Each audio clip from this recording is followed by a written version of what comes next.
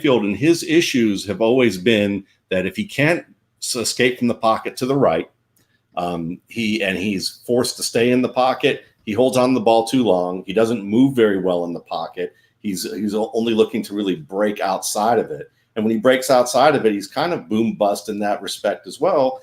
And oftentimes, if the play isn't a set play where it's by design for him to look off somebody within 2.5 seconds and then throw the ball downfield, that if he holds on to it longer, he tends to hold on it way too long because he lacks anticipation on certain throws. He doesn't read leverage as well as some people may have just kind of assumed.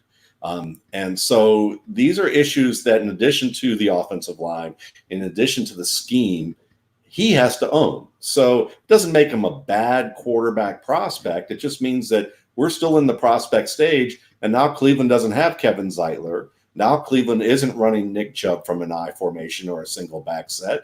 And this offense has some things to work on, and Baker Mayfield has some of that too. And people get excited about quarterbacks year one, and sometimes there's a little bit of a hangover, and we're experiencing a little bit of that hangover. We'll see how severe that hangover is over the next few weeks. Bloom, how do the Browns get out of the hangover? Well, this one could be not rosy. I mean, I keep coming back to that report that Dorsey hired Kitchens. It was opining. I can't remember who it was. Dorsey hired Kitchens because he wanted somebody that was not bigger than him or as big as him, and that really wasn't Tony Grossi, was it? No, it wasn't Tony Grossi. I think it was. I can't remember. You're right. That's just a guess. If I'm thinking of who's Mr. Hot Take? Yeah, no, or Mike Silver. I know right. Mike Silver has a bad reputation for that too. But at the offense, it wasn't necessarily Kitchens' creation. We have Kitchens not giving up play calling. First-time head coach, maybe take a little bit off of your plate. And what you're seeing is bad coaching in the sense that you're setting Baker Mayfield up to fail. I mean, they dissected this so easily on the Sunday night game where you're sending all these receivers downfield. You're only protecting him with 5.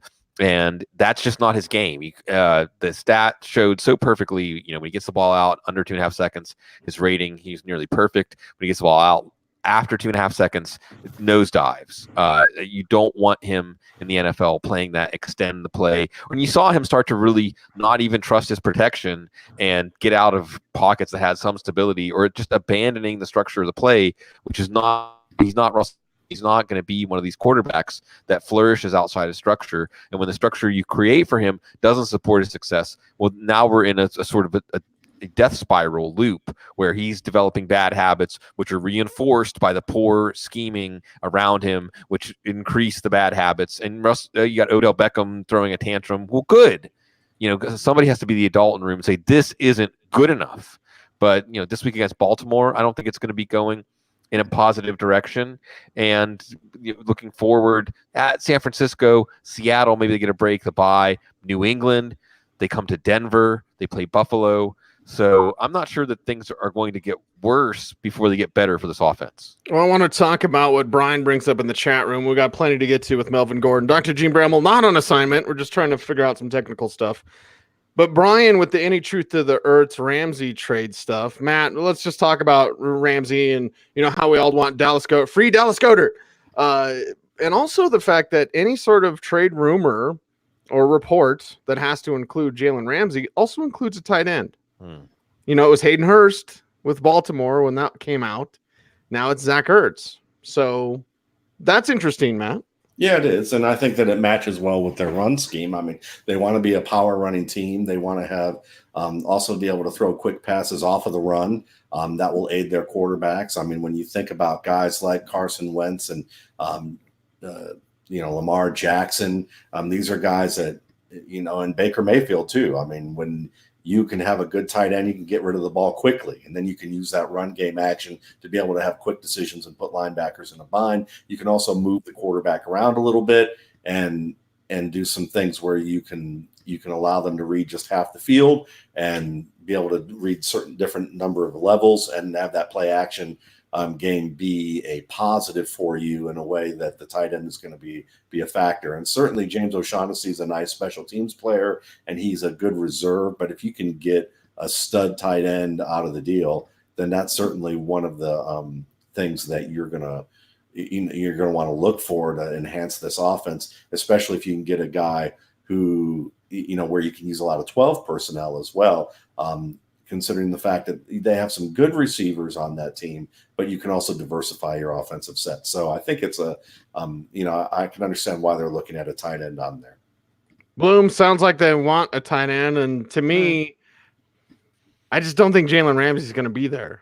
Yeah, he's doing everything he possibly can to stay away, and we've seen other players force their way out. We've seen other guys like Melvin Gordon. We're going to get to in a little bit.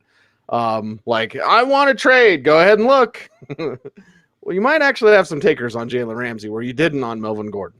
Yeah, and I think that there was an offer that first, second Hayden Hurst. Yeah. And I think that one was never dispelled. Now, John Shipley, Jaguars Maven, is one of the people I trust for Jaguars reporting. And he said there's no truth to the Ertz rumor. So, but a tight end makes sense. They got Josh Oliver in the draft this year. He's banged up. They got James O'Shaughnessy and Jeff Swaim. They don't really. There's not going to be much there. I think, did they claim Seth Devolve? I think maybe they did that too. But it's reasonable to think that a tight end would be something that they would look for here. But with Jalen Ramsey, what you like here is this is okay. Players are going to demand trades. Players are going to try to take control of their destiny. But even on the cusp of a new deal, they're correctly Shad Khan down. They're correctly valuing Jalen Ramsey as someone that, a late first, a late second, and a player is not enough. You need multiple firsts here, and they'll probably get it if they don't sign him. And they're giving this situation a chance to cool down a little bit. But you can certainly ignore what's being said and just look at the action and see that Ramsey's away from the team and deduce that he's probably on his way out. Hey, Bloom, Steve has a question for you. Steve, man, that's all right. Keep bothering me. Once you said that, I was like, that's oh good. God. I procrastinate, I'm ready to handle an injury question, Cecil. Just ask me an injury question. Dr. Matt Waldman. Yes. Ask me an injury question, and this will be the center of what we'll get if we don't get Gene. Okay. The injury to the ego of Melvin Gordon. Amputate. There you go. That's Matt's actually a good diagnosis. Yeah. Yes. Yeah. When in doubt, knock it out. There we Amputate. All right. Injured ego of Melvin Gordon. A 2-week exemption is what they've applied for. Update me, fellas. I've been eating dinner. I don't think that's been accepted by the league yet. But Matt, let's talk about Gordon, his return, perhaps against the Broncos in week 5. We'll see about the 2-week exemption thing. Getting back up to speed. We never really heard that he was in Cabo like Zeke was. Last guy that was in Cabo training was Lendale White, and he trained with tequila. So, that tequila diet, remember? How'd you lose all this weight? Tequila, man. Smells like the sweetest Chiba. So with Melvin Gordon returning, what does this do for Austin Eckler in your eyes? How much do you expect from Gordon? Is there the RB1 upside, which we've seen before? Does he hit it this year in a very odd season, Matt, where, he missed the first month of the season?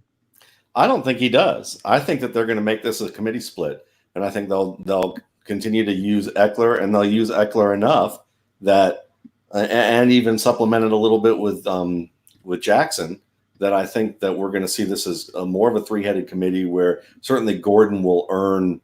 I would have to think he'll earn somewhere between 35 to 45% of the touches, and then see Eckler earn the same. And then at the same time, my backwards hats are all in my closet right now. So just so you know,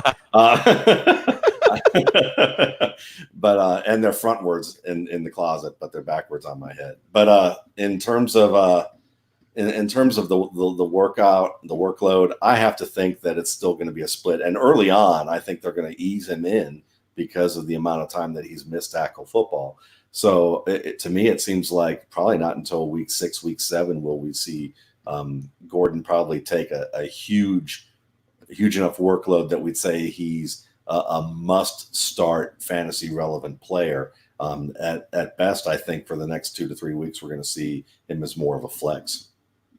Devin Wolf, the writing of a madman on that chalkboard. I'm also going to get to you to preview at least one of those books behind you tonight later on in the program. We got Bloom's got the records. Yep. Matt, I've got the comic books, graphic novels.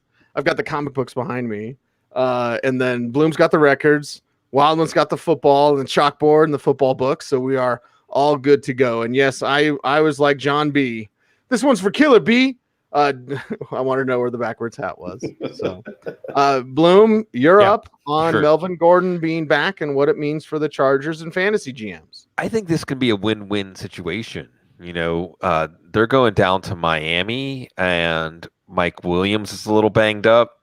Travis Benjamin's a little banged up. And, you know, we're looking at, and then really, any reason to play somebody who's hurting when you're facing Miami. I mean, I'm looking at T.Y. Hilton and facing Oakland this week. Same thing. I'm looking at you, Indy. Even Justin Jackson, who's had limited practices. You know, why risk anything?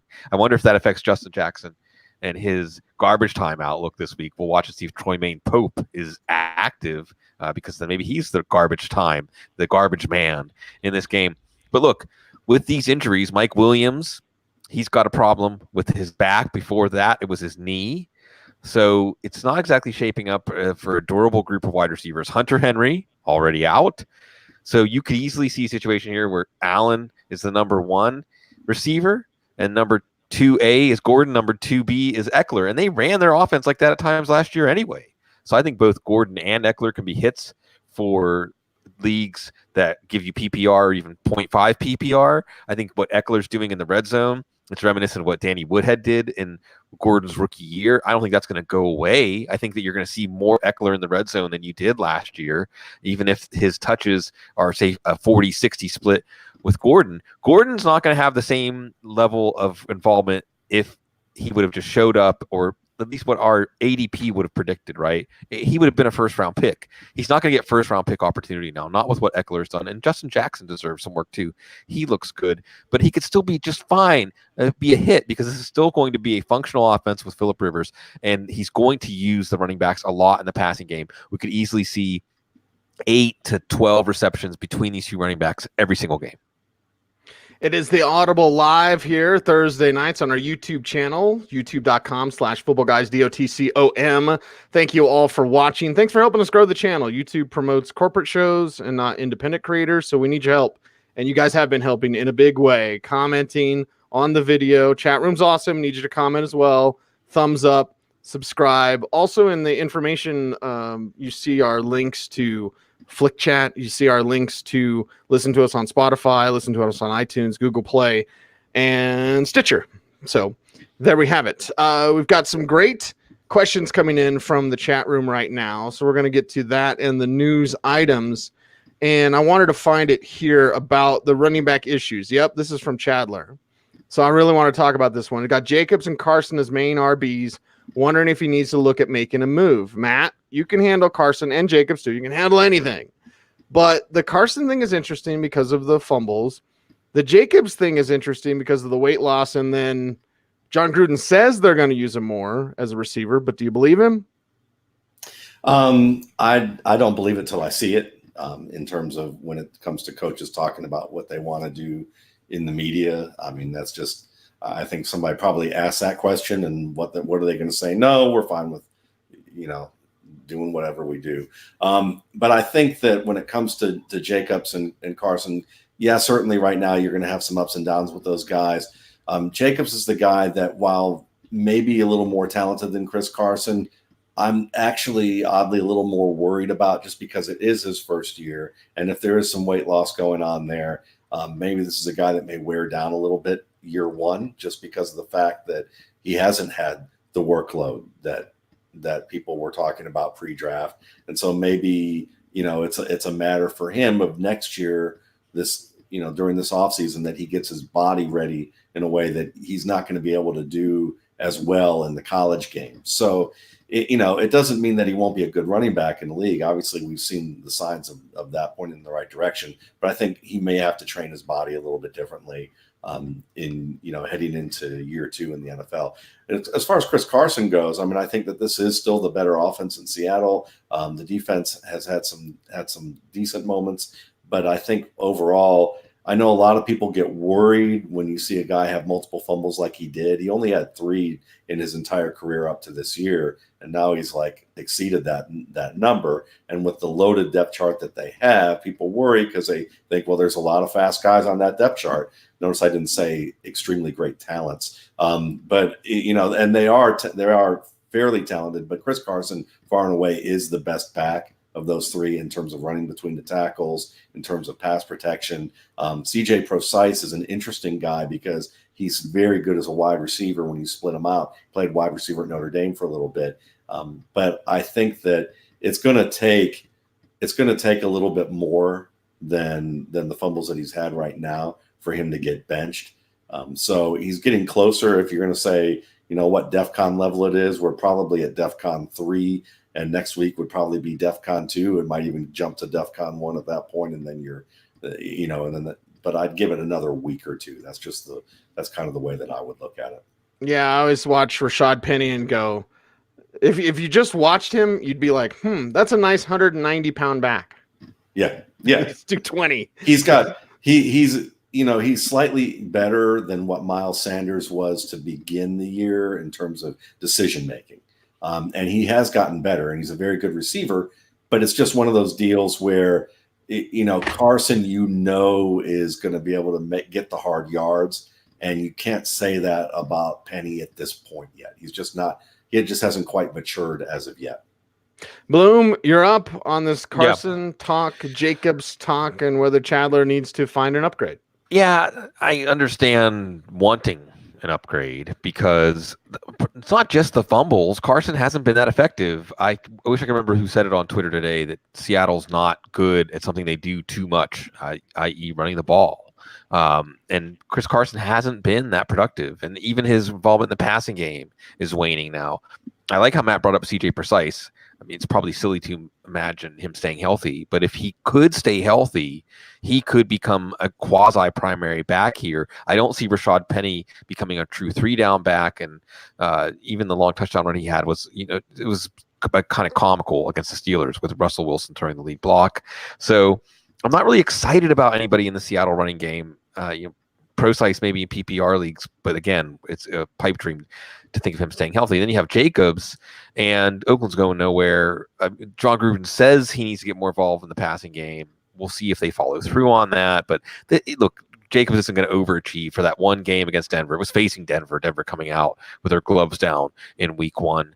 The question really is, though, if we're saying, okay, Jacobs, Carson, you got to do something to upgrade. Who are you seeking? Who's your buy low here at the running back position?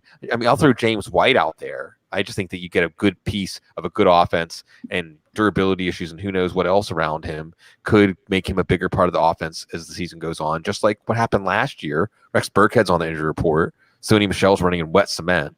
So, I'm not really sure what running back you would seek right now if you want to upgrade from them, because people with good running backs aren't trading them. Holding on to them tight, super tight. And then you're still waiting on some guys out there, which leads me to the Chiefs backfield. Do we know anything about Damian Williams yet? Probably not going to play. I mean, probably not going to play. He hasn't practiced yet this week, so they've been awful quiet. That's unusual, really. Like usually anybody, I've heard more about Royce Freeman's shoulder injury, or even Amari Cooper's MRI on his ankle. Which is it's nothing. We just had to do an MRI out of the blue for no reason. Amputate. We know more about that than we do about Damian Williams, but it leads me into the conversation, Matt, about the Chiefs backfield. Your thoughts on whether it's Darwin Thompson or Darrell Williams again, most likely. What do you see there? And why would Thompson not get a little bit more? And because Williams, God bless LSU backs, not the most creative guy. He's got some thump to his game, but not the most dynamic player, and certainly not as exciting as Thompson is with the ball in his hands. Yeah, and certainly Thompson is the more exciting player, but is he the most reliable player? And at this point, Andy Reid's looking for reliability out of Thompson. So you're going to want to see more as a pass protector and make sure that he has assignments down the way that he needs to, and is making the adjustments that he needs to make at the line of scrimmage. And if that communication continues to be consistent, I think they'll gradually feed him in. It's the same. It's the thing we talked about in the preseason about Chiefs running game with Andy Reid, is that he's fairly gradual about giving guys more and more playing time who are younger, less proven players. And you see the flashes of his game. I mean, one of the things about Thompson that was kind of fun is watching his balance and see him take a hit from a Ravens player out of bounds, and it was a hard hit that would have knocked a lot of guys on their backside, and there was no problem at all for him. But I think that you're going to be looking at Darrell Williams one more week. Certainly as a guy that is there something wrong with McCoy that I missed in terms of his play? Because from what I watched last week, even on a wet track and worries about his injury, he looked mighty fine to me. I think that, Thompson is that odd man out, kind of the third wheel who may get, more touches, but that might mean 2 more touches or 3 more touches this week. And if he plays really well, then maybe it gets increased to 5 or 6 the week after that. And then maybe we'll be talking about him for real by week 7 or 8. Bloom, I thought Matt went delirious there on us because you looking mighty cute in them jeans. It's mighty fine. Yeah. All right. LaShawn McCoy is mighty fine. Come over here. Oh, I can't finish that. Sorry, Joe. And sorry, our Google overlords on YouTube. Don't demonetize us if we let a cuss word out. But Bloom, it's Chiefs backs. Who do you trust?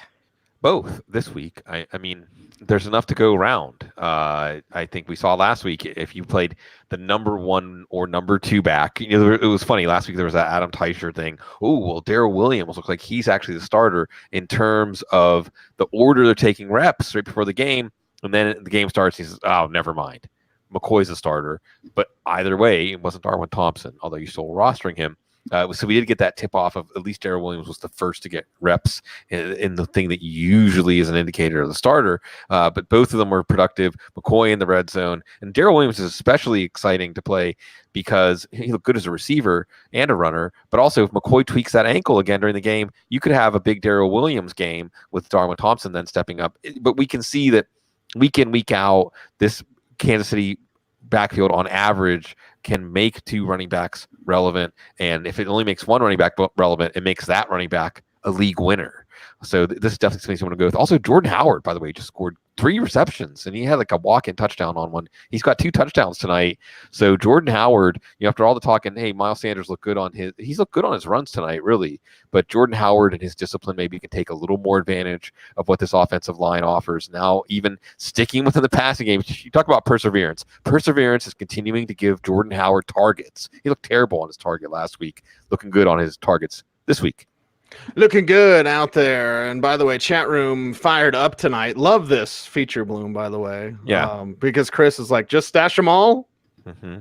Stash them all. Yeah. I mean, look, the last thing you want to do is drop Kansas City players. Even someone like Byron Pringle at this point, as we're going through the bye week gauntlet, I'm saying fill up your last roster spot with a Kansas City Chief because it's a cheat code for fantasy. See, somebody sent something to me. We were talking about during that a run of 2 weeks of couch. I think I remember I got enamored with the idea of starting with Kelsey Mahomes. Why not? Why not start Kelsey Mahomes? And somebody sent me something that they're 3-0, and they went Hill, Kelsey, Mahomes, Damian Williams, McCoy, and then picked up Darrell Williams, and they're just bludgeoning the competition. I don't expect it to slow down. Yeah, no slowing down whatsoever. And speaking on the flip side of that, Matt, Bloom and I talked about it in the preview show, but I want to get your thoughts because Matthew Stafford's game well.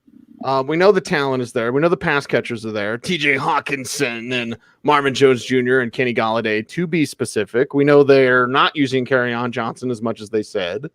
And this week they'll have to put the foot on the gas. They don't have Darius Slay. Chiefs are going to score all the points. And even if the Chiefs drop a 50 burger on the Lions, if the Lions can drop 28, 35, that'd be pretty good for your fantasy squad. Do you feel that the Lions not necessarily will play keep up with the Chiefs because I don't think you can. But Stafford is he going to sling it a little bit more? Are we talking about a nice DFS play, DFS stack, your Lions stack? Are you trusting Stafford more because of his opponent? Yeah, I would. I'd trust him, and I'd even trust TJ Hawkinson more, even though he hasn't had 2 good weeks. Last week, he would have scored 3 touchdowns if he held onto the ball in 3 difficult situations. They were 3 tougher targets. 2 of them were tougher targets, and one was one where he worked out of bounds and stepped back in after he got shoved a little bit by Malcolm Jenkins in coverage. But he's looking great on his routes, extremely quick, very fluid, very refined in terms of how he's setting up defenders, and he's getting open. So I wouldn't be dissuaded just yet about using him. And if someone's dropped him, and I'm sure there are plenty of people that have, pick that guy up and have him as your second tight end. And at the very worst, do that if you're an ultra cautious fantasy player and you just want to, just have him as a stash on your roster, especially because I wouldn't say all Chiefs you should pick up. For instance, Anthony Thomas, please, if you're a beginner listening to us, do not pick up Anthony Thomas for your Chief as your final guy. He's on the no-fly list. But in terms of Stafford and all of these other guys, I mean, the pass rush for the Chiefs is pretty good. Emmanuel Ogbah has played very well in terms of rushing the passer. Chris Jones is demands double teams, and if he doesn't get them, he's going to be in the backfield and pressuring pretty quickly. But the thing is that Stafford is mobile enough to create, and he does have a wily receiver in Jones who will work with his quarterback. And then you also have Johnson out of the backfield as a receiver. And the same thing with Amendola. So Amendola is a guy that will also be able to work open for him. So there's just enough weapons there that I like Stafford to have a 300-yard day, 350-yard day, maybe 2 or 3 touchdowns out of the deal. But I agree with you. They're not going to keep up with the Chiefs, but they will earn points. And if they don't earn them early, it'll definitely be a garbage time week. Yeah, garbage time week, and that's okay. J.D. McKissick, yeah, that's okay, Bloom. It's okay. Yeah, he actually still showed some good speed. Danny Amendola's banged up, so we'll see. I think chest. If he can't go, then it really looks like a TJ Hawkinson afternoon. He had 3 targets in the red zone, I think 2 in the end zone. They got his hands on, so he could be really interesting. 3, yeah. So I mean, the bounce back is waiting to happen there, and I think Marvin Jones looked fantastic last week, silky smooth, the prime vintage Marvin Jones. So you have to like him in this one. What you wonder about, Cecil, and we hinted at this, is do Matt Patricia and Darrell Bevell understand that you have to, it's like in some car term, Cecil, that I would just say, what's something you do to a car to make it go faster? You can put a supercharger on it. You want to increase your horsepower. There's multiple things you can do, but yeah, I would say supercharger. Right. Will they have amputate exactly? Well, will they really have the boldness to say we can't take this game with the same? They're probably going to say, let's just run Kerryon Johnson up the middle 20 times again for 40 yards. Let's keep the ball away from Let's him. play defense about Pat Mahomes by running the ball. Mahomes' first indoor regular season game, by the way. So I'm worried about Kerryon Johnson. I don't know if they're going to play more McKissick, who showed some really good speed. He had one that he could have taken to the house on a designed touch in space for him, like a jet sweep. And so I just don't trust Detroit. That's the problem right now. Kerryon Johnson's run chart looks like David Johnson's run chart from last year, which is obviously not a good thing. Mike McCoy and others. Byron Leftwich was part of that too. I have Stafford around quarterback 9 or 10. So where I think it gets interesting this week in quarterback decisions with Stafford, like Stafford or Kyler Murray, Stafford or Aaron Rodgers was one, although Rodgers is doing great tonight. Stafford or Daniel Jones. Stafford. I had Stafford 8th, so I had him above most of this list. So I was pretty bullish on him just on the game script, and also knowing that Matthew Stafford wishes he could be in an offense that allows the quarterback to play the way Patrick Mahomes does. Sig, super quick, because Mike brought this up in the chat room, and man, I so love this. Yeah. But he's like, wouldn't you drop Darwin Thompson for Alexander Madison, because Madison has much more of a straightforward path to relevancy? Yeah, well, there's fewer dominant. So here's the glass half full, glass half empty. Okay, on Madison, the glass half full is only one guy needs to get hurt, Dalvin Cook, and he's probably in line. Mike Boone's good, but Madison would still get 60 to 70% of the work in that backfield, which the way that situation's going is very good. Now with Darwin Thompson, it looks like you need two guys for him to be injured, for him to just have a chance to get his foot in the door, although there are two injured running backs in the Chiefs backfield right now. And then it just comes down to a little more unknown talent evaluation with Darwin Thompson, where Darwin Thompson hasn't popped yet on an NFL regular season field. Whereas you pointed out, Cease, you watch the plays in that condensed format, and the pace for Madison is not that different than Cook when he's hitting the hole, when he's getting downfield, which is pretty impressive. I know Matt Waldman right now, even though you can't see him out there, folks, will be nodding along saying, yeah, Alexander Madison is pretty good. I know you didn't use 5 exclamation points and caps like you did for Darwin Thompson, but I know that he was one of your guys. I just like the fit, because I thought it was a given that Alexander Madison was a good back. Yes. So Madison's good. A good GD back. Yeah, he is. So I would think at this point I probably would also roster Madison over Thompson. But we see Darrell Williams limp off the field next week. Darwin Thompson becomes the right answer. Well, and that system, Matt, let's get into Madison, because there's those rub your eye moments that I've talked about where it's like, was that Cook? Oh, it was Madison. And what it is it's the timing, like Bloom mentioned. And I was out at Broncos today watching them practice, and I was talking to Alexis Perry from Broncos TV. Her and I do 2 shows a week together for Broncos TV. And yes, that's a humble brag. But the point is, we were talking about entry points. Why in this system, the timing is very important, but also the entry point, like how you're setting up in this system to make sure that if it's an 18 handoff, you want to look like it's this hold. Now, you may bend, bang, or bounce, because those are always your choices in a wide zone system.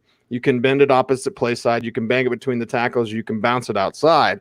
But it's making that – it's almost the way a receiver wants to make his route, every route look the same. You can't tell what I'm doing until I actually do it.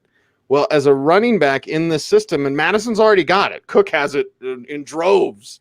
It looks incredible.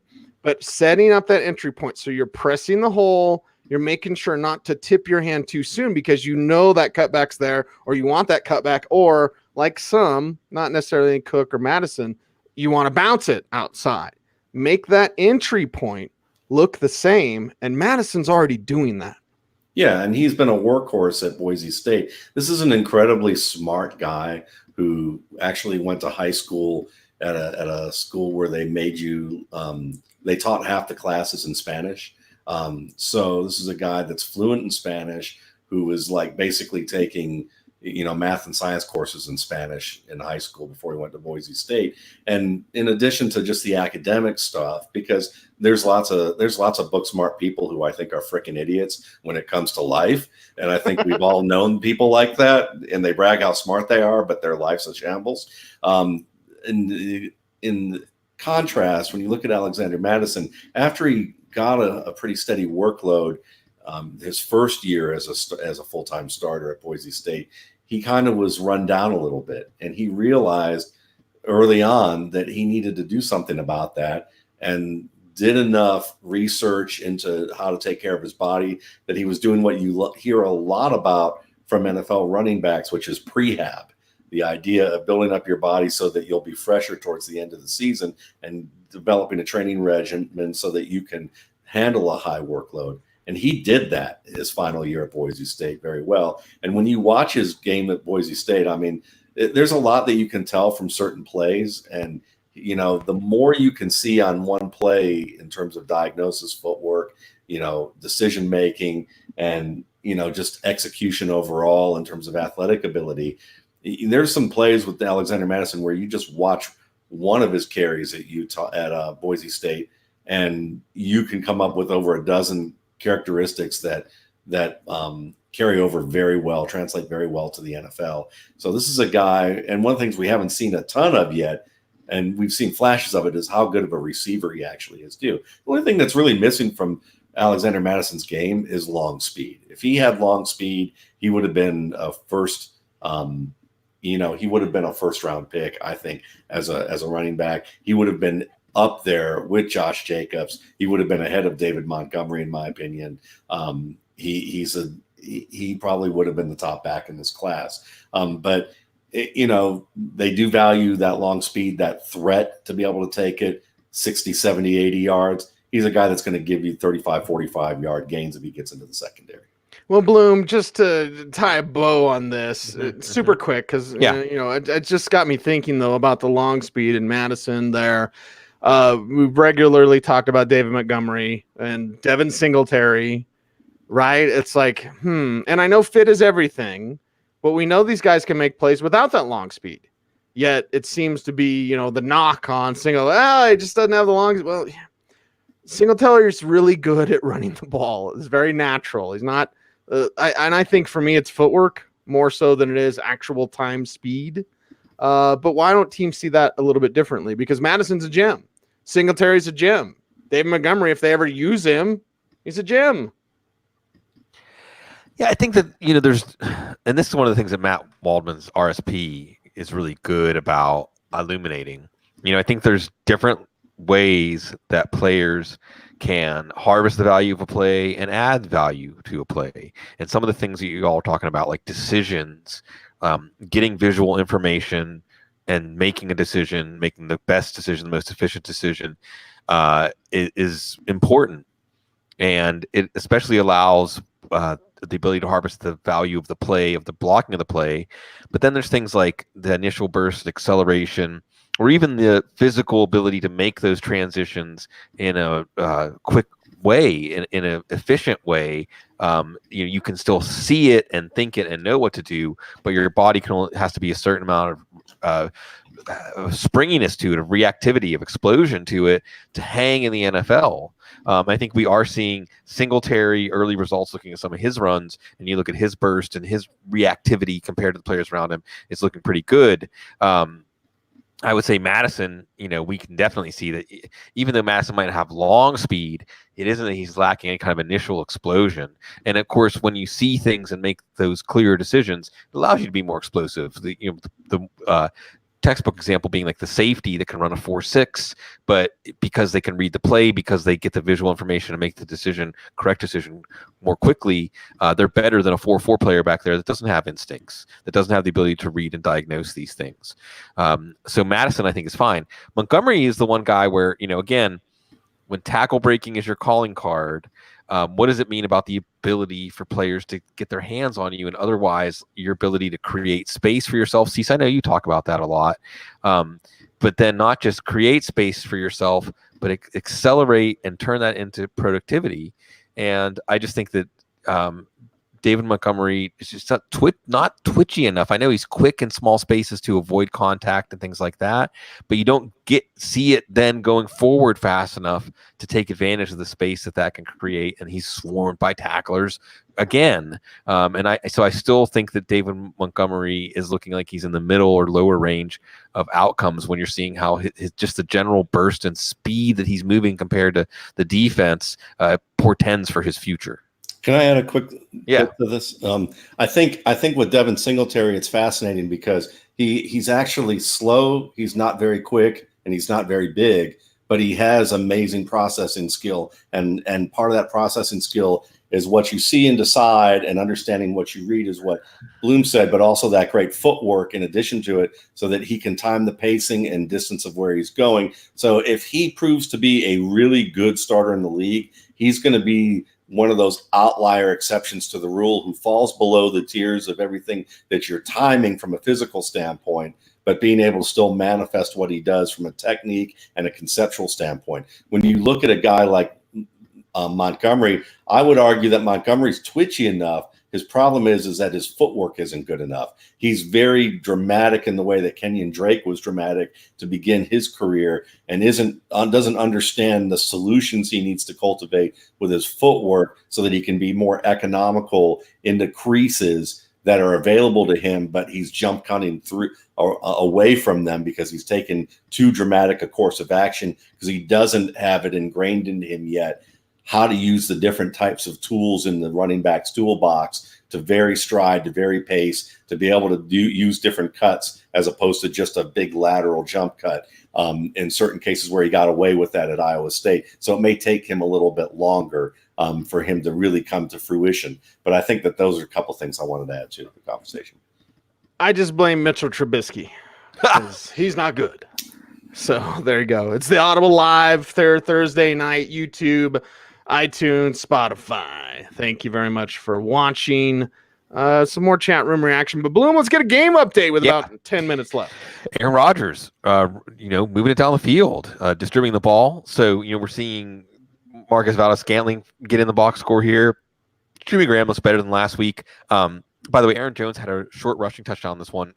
Otherwise, he's been stuck in neutral and not that involved in the passing game. And so this is not quite a breakout game for Aaron Rodgers yet, although this is more what we're used to seeing. We have to chalk some of this up to the Philadelphia as an opponent. And again, if they hadn't there was a juncture in this game where there was 4th and 2 around the 20, Philly 20. They settled for a field goal, which I thought was not a smart idea. And that's definitely a problem for them in this game when they look back and if they just fall short.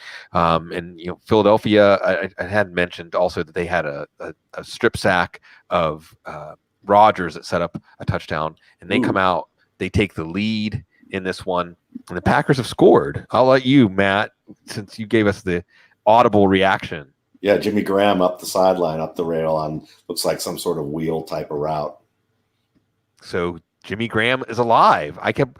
Every week, Matt, I'm on the Bobby Tonyan watch, and I've even seen Zach Cruz, and I think it was Packers Wire, saying it's time for Robert Tonyan to get a chance. It's time for them to see if this offense functions better without him. But again, so Jordan Howard getting that touchdown, his second of the game. Now Aaron Rodgers answers, and Aaron Rodgers is over 300 yards, and we still have over a quarter left.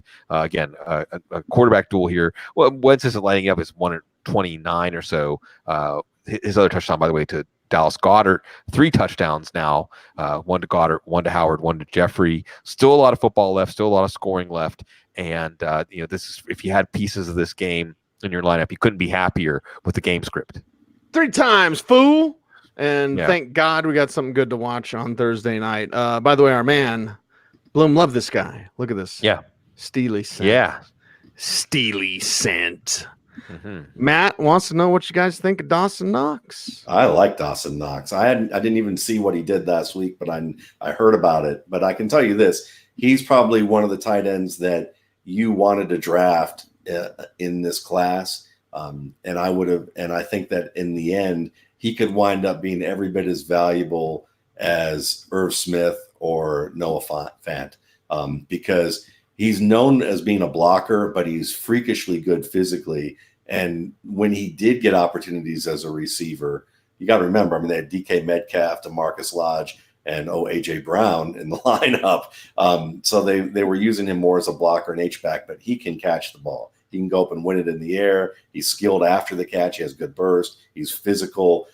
I think he has a chance to be a very good NFL starter and a good fantasy starter. So if you can grab him in a dynasty league at this point, you've got yourself a bargain long term. Bloom, what do you got with Dawson Knox? I love it. And so this is exciting because we can go back to his scouting profile, and athletically, he's a first-round pick.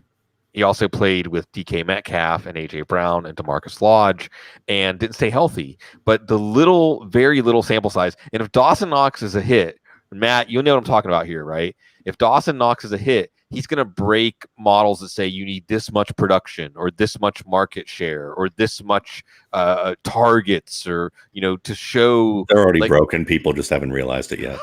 Right. Because he had very little production in college. And some of it's because of injuries and some of it is because of the offense he was in. And now you're seeing the athleticism, the first round athleticism, he more than fits in on an NFL field. He was banged up. You remember, so here's Tyler Kroft gets hurt. Dawson Knox, this is your opportunity. Dawson Knox gets hurt. Now Tyler Kroft's almost back. Tyler Kroft gets hurt again. Last week, what you saw was they used Dawson Knox on an end around type play, and he looked good. And remember, he has top end athleticism for a tight end.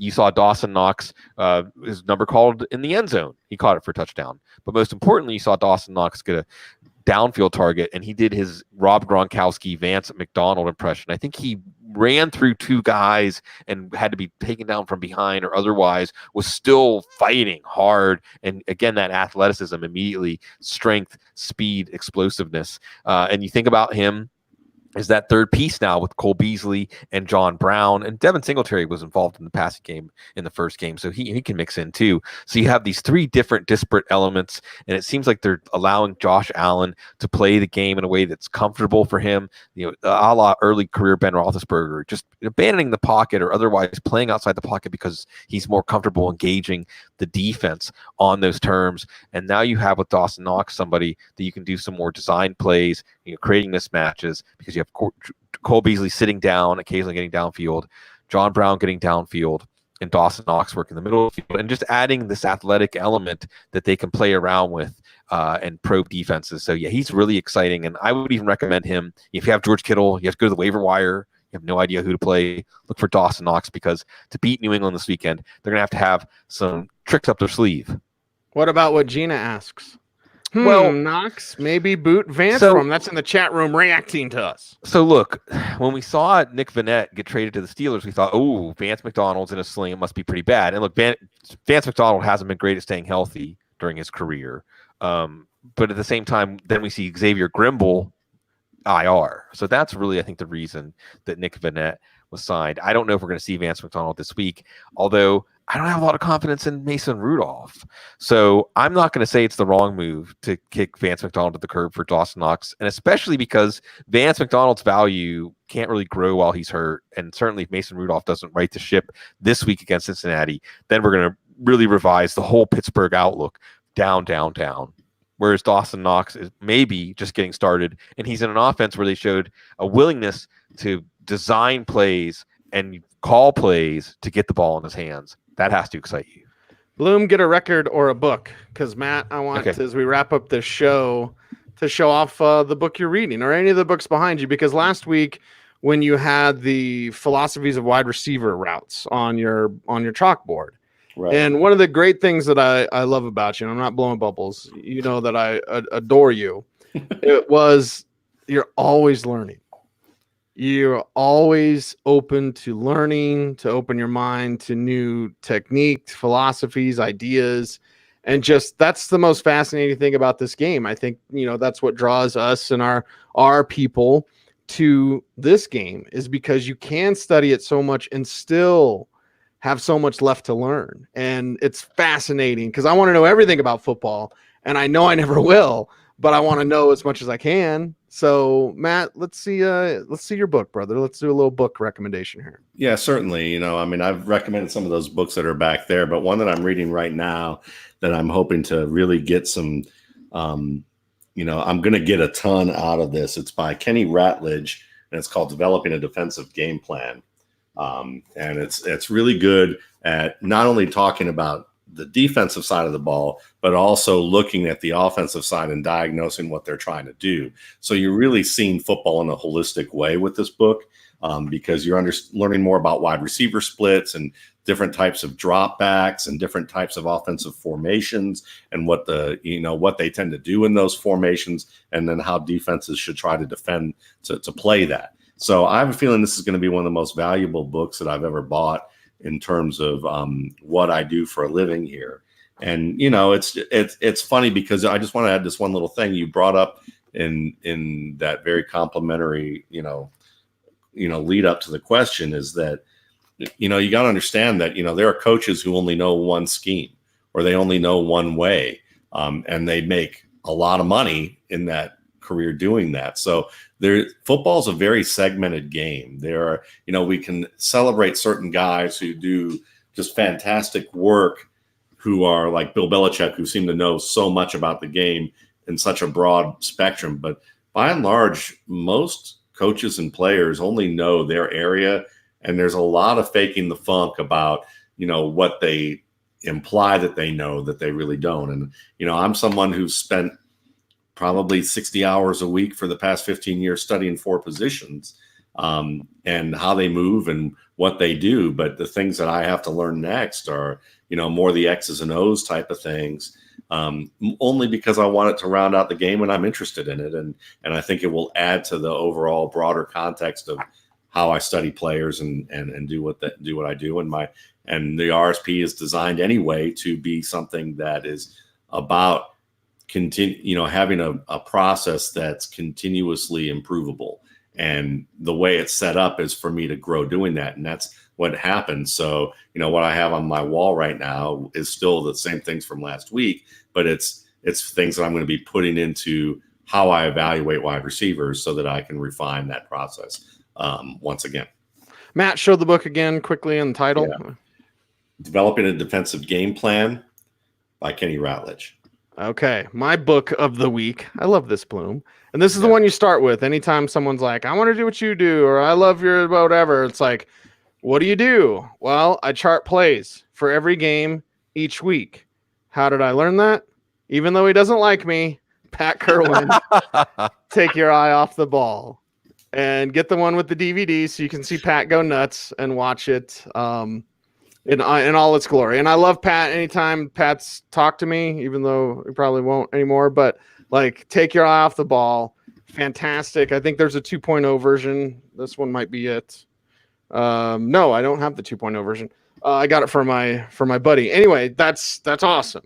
That's awesome. Pat Kerwin, take your eye off the ball. That's where it begins for me. And I've got plenty of more other resources to show you as well.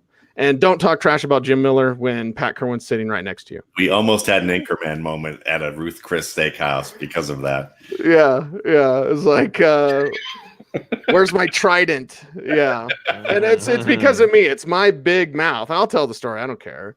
Because me, Dr. Gene, and Matt were sitting around Ruth Chris last night of the Senior Bowl. And we're like, celebrating stuff. I might have had some stuff to drink.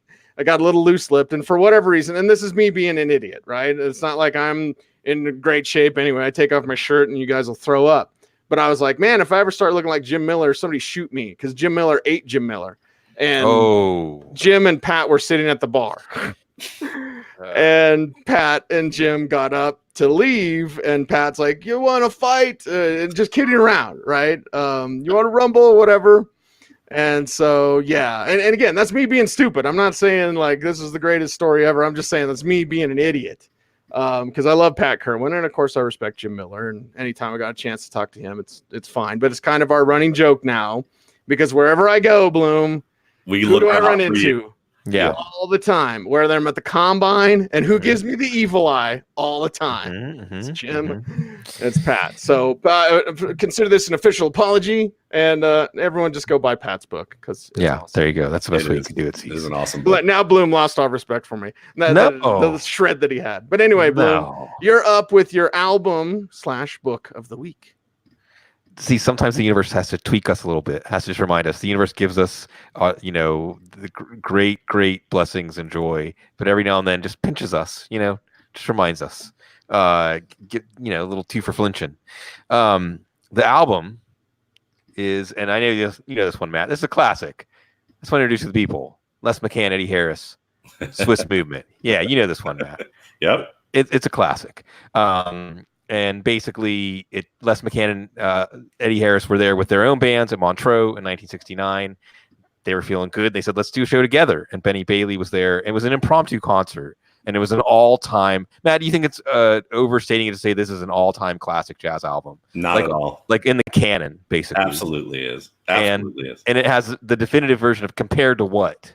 A song originally given to Roberta Flack, but they made it Les McCann the definitive version. If you've never heard the song Compared to What, I used to have an Eddie Harris transcription book that I would practice through in high school. Yeah, I used to love Eddie Harris's lines. He played really well. He was a great player.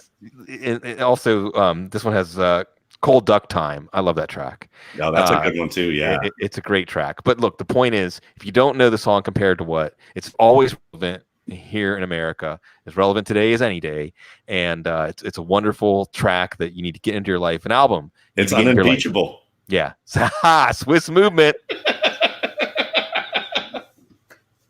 There you have it. Fantastic as always. That is a wrap for tonight's program. We certainly thank you guys for watching, for commenting, subscribing, and ringing the notification bell, doing all the hoops that YouTube makes us jump through. But hey, we got to fight the corporate overlords as they don't push the channel as much as y'all love it and stuff. They don't like independent creators. They like corporate creators, corporate sponsored shows. So that gets pushed. Independent creators get pushed back, whether it's whatever you watch YouTube for Star Wars or anything that you could watch it for. So help us fight back. Like, comment, subscribe, share the videos, as well as listen to us on iTunes, Spotify, Stitcher, Google Play, etc. So he's Matt Waldman. It's fantastic. You follow him on Twitter at Matt Waldman. Sigmund Bloom's officially awesome. He's at Sigmund Bloom. And of course, I'm at Cecil Lammey saying, sorry, Jim Miller. I can't believe I told that story, but hey, it's what happens. So here we go. Stay tuned and stay frosty. Jordan Howard, 3 touchdowns tonight, man. Woo! And the answer